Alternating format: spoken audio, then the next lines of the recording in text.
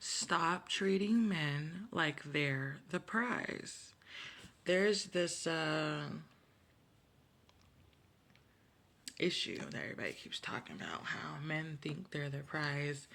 And I think it's funny that women don't take the responsibility to admit that a lot of them feed into the issue of men being princesses and men wanting to be chased and men thinking they're the prize. And it's like, you guys treat them like they're the prize. And it makes me so mad because back in the day, men couldn't just approach you. They had to impress your father. Okay, so think about having a father figure who took care of you, who provided for you, who loved you, and now he's looking for a suitable mate for you.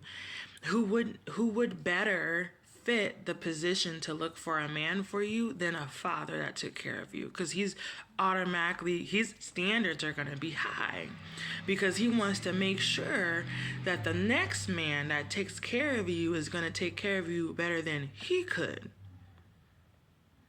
And so we went from that to y'all barking at men in these comments. Like, I was so infuriated because I saw this video of this man who was talking about the book of Job.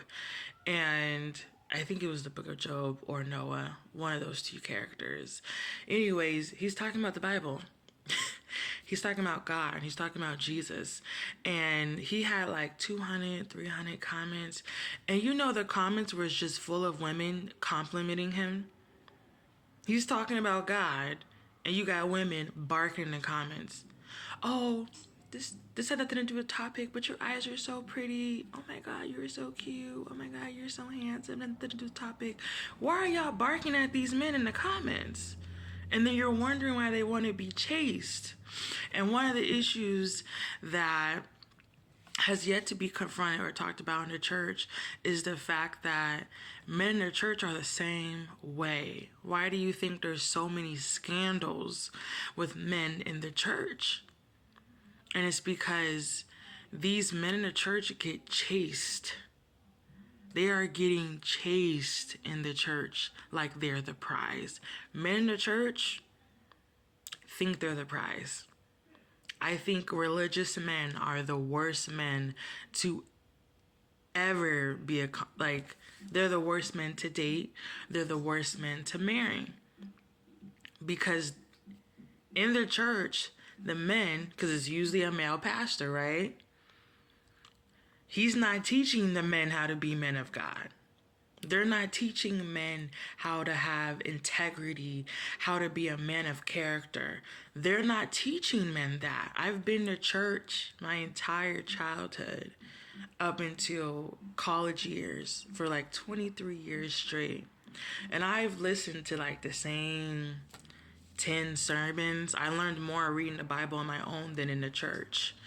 But there was always the same sermons recycling. It didn't matter what church I went to. It was the same sermons. I remember I was always so bored in church because I wasn't learning anything new. They love, and I mean they love, even first wives, they love to teach women how to act. They love to teach women how to be. They love to tell us we got to be Ruth. They love to tell us we got to be a Psalms 91 woman. I think it's Psalms 91. But they love to teach women how to be. They love to teach us what character that we need to be a wife. But there is no man keeping other men accountable in the church. Just like outside the church, men have a hard time keeping each other accountable. They'll still be friends with a dude knowing that he raped someone. They'll still be friends with a dude knowing that he's sexually assaulted someone, or that he's abusive, or that he's this and that. They'll still befriend those men. Men do not keep other men accountable. They like to impress each other. It's weird. And so anyways, in the church, they're not teaching men how to be men of God. And because the church is mostly women, single women, they chase the men in the church, and it makes the men become the prize in the church. I've seen it 1,000 times. Even, and it's really another thing that feeds into that is the fact that the women in the church are desperate to be wives. And I mean desperate to be wives. And they're also not teaching women in the church what kind of man to look for. You could be looking at a warlock who comes every Sunday and comes every Wednesday, but because you weren't taught to look for other characteristics in a man besides him just going to church, you guys are chasing these men that have no business being in relationships, no business leading. But you're chasing them because you think, oh, well, he goes to church, he must be a man of God. But no one's teaching you it's more than that, okay? Anybody could go to church every Sunday. Anybody could go to church every Wednesday. But is he actually a man of God? And you guys, and women, when I say you guys, I mean women. Your women are not even trying to look beyond the fact that he goes to church every Sunday and every Wednesday. You're not looking beyond that. You're just so happy that he goes to church that he's already on your radar. Mind you, again, because half the church is mostly women, and they're all have this fairy tale in this mind of the one, because they feed that in church too. Not only is it in TV shows, not only is it in movies, there's a lot of women in church that believe in the fairy tale of the one. They really do. And I don't even know where this came from. Like, why are we celebrating Greek mythology in church? Because the one is Greek mythology. And if you study Greek mythology, it's demonic. Greek mythology, they celebrate the fallen. They celebrate Satan and his minions. That's literally what Greek mythology is. And so you have a bunch of women in the church who believe in the one, because I remember being in the church and I remember saying, oh, God's going to bring you the one. He's going to bring you the man. And so again, they're teaching Greek mythology. You got all these women having this fairy tale of the one that they're not even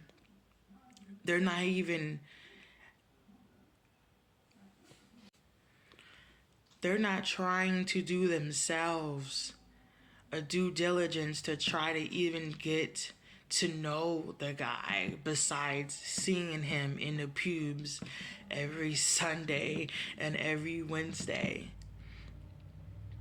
And it's sad.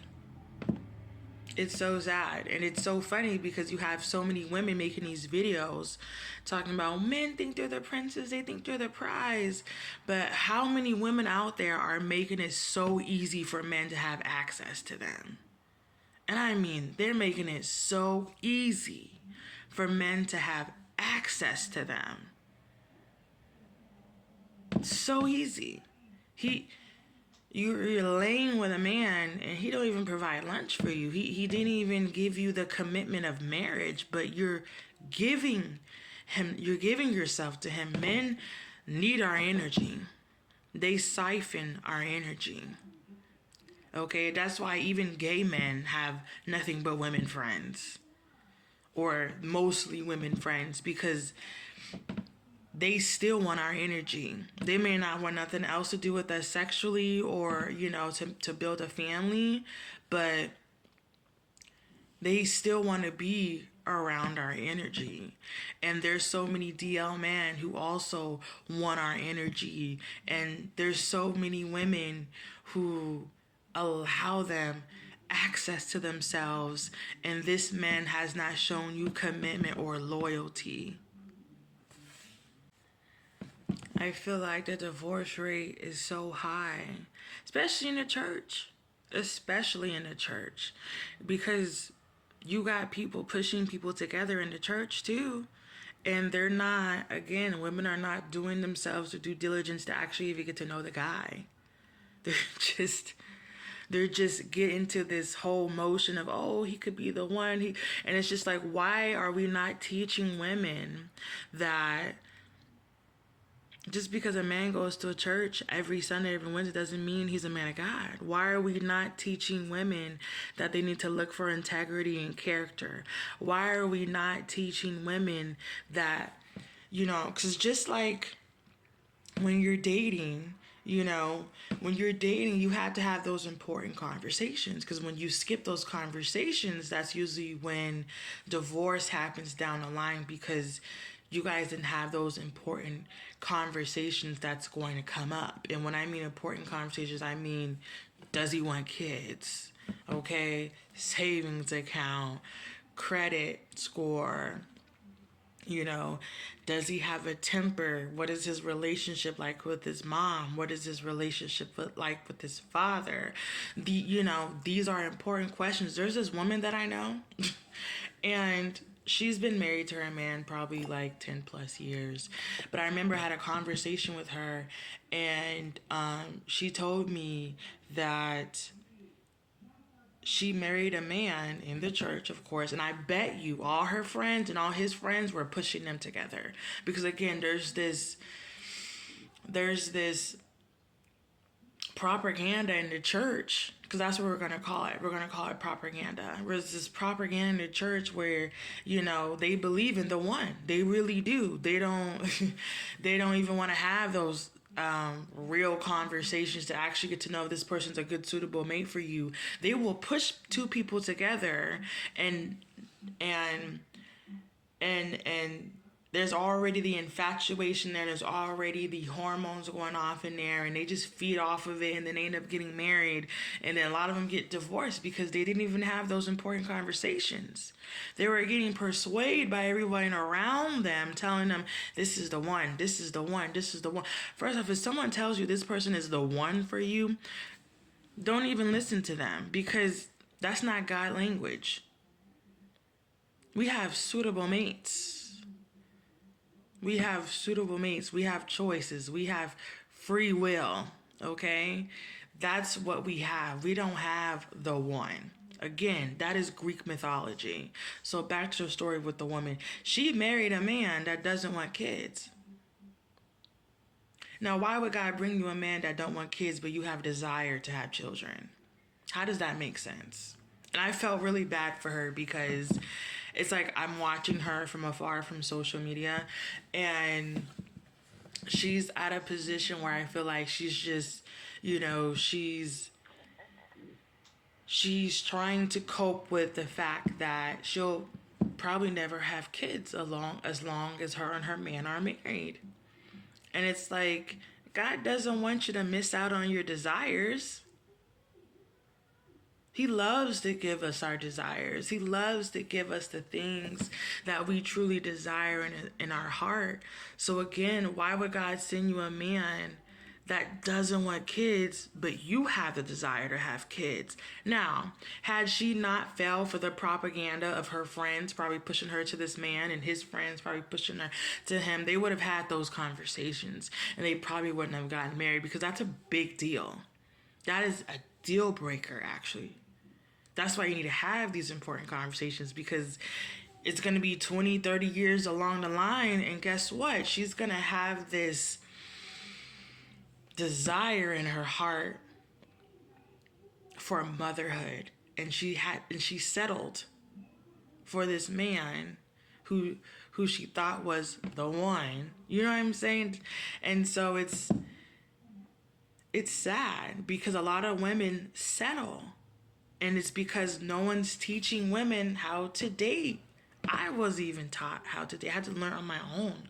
My mom was man-centered. And so I remember I didn't want to do the things that she did. My grandma was the same way. Great-grandma was the same way. Because I really try to be different than what I saw the women in my family do. Because they all end up being single anyways. And so I really want women to understand that they are part of the problem why men are viewing themselves as the prize, especially in the church. Especially in the church. Okay? They're not teaching men how to be men in the church. They're teaching women how to be wives, but they're also not teaching women what to look for, and they're not teaching men how to be so he could be a good husband and how he should look, because it's distorted. You want an example? Example be Megan Good and her ex-husband. That's a perfect example. Now, why would a man who is a pastor, mind you, that is a huge calling, and I think there's way too many men out there who are trying to be shepherds, aka a preacher, and they had no business being up on that pulpit. No business being that pulpit. That's why there's so many scandals, because they had no business being up there in the first place. Also, I think a lot of pastors have a lust issue. And so anyways, because that's a whole different topic, Megan Good's ex-husband was a pastor, I believe. And I thought it was so funny, because I was like, why would a pastor go for an actress? Their lives don't coincide at all. And I believe when they were married, she didn't even act. And I think because I'm not saying your callings are supposed to be the same thing, but your callings are supposed to at least be able to be on the same path with each other, that you're not overlapping. Okay, so that would be a perfect example of overlapping. She's an actress, her world is over here, and he's a pastor and his world is over here. And so that was a perfect example of men in the church, because those are the women they actually want to be with. They want to be with women like that look like Megan Good. They don't actually want to go find a first lady, because that's what he was supposed to do. He was supposed to go find a first lady, and he went to go find a beautiful actress. And they were only married, what, 9-10 years? I think they were married as long as they could be. And I think that's why they're both remarried today, because like I said, I think men like him represent the men in the church so much. They don't actually want a woman of God. They don't actually want a first lady.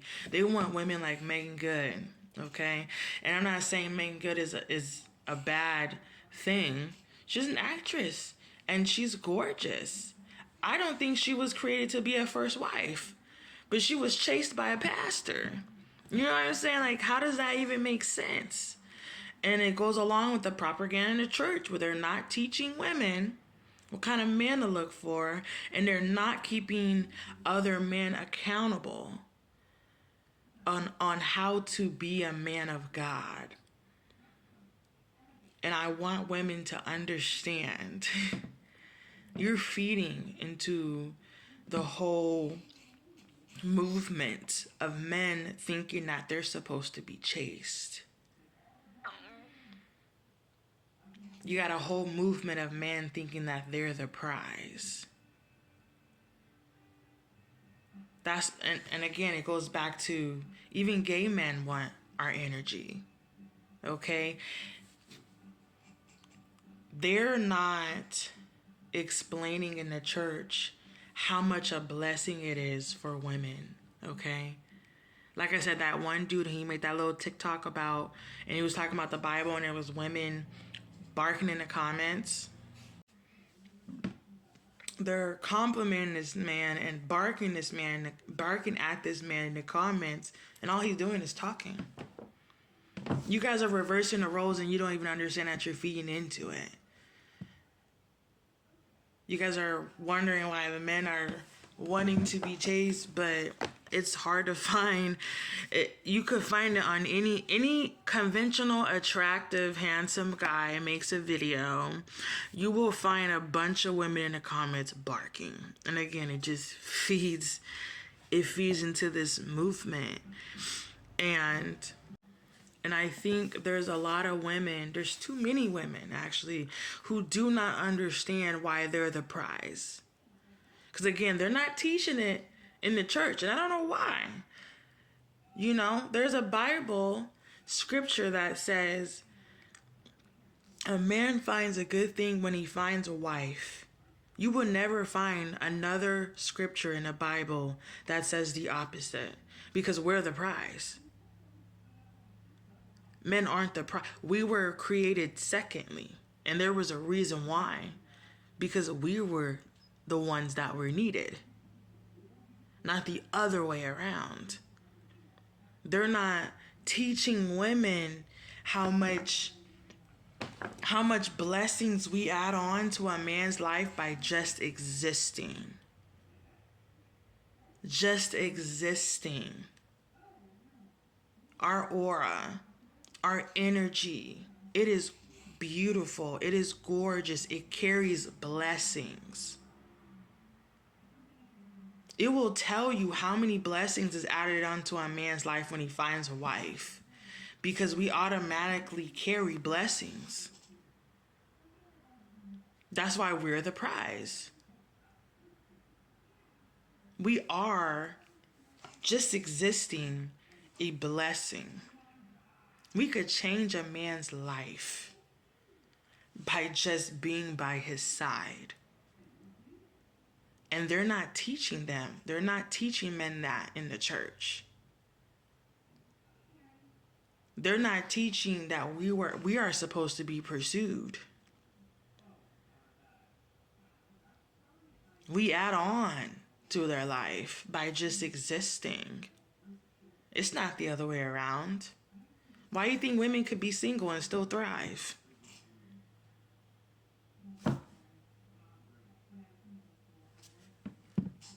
And I wish more women understood who they are in all of our essence. We are a blessing. So we need to stop treating men like they're the blessing. We need to stop treating men like they're the prize. Because at the end of the day, marriage was created for them, not for us. We are the prize.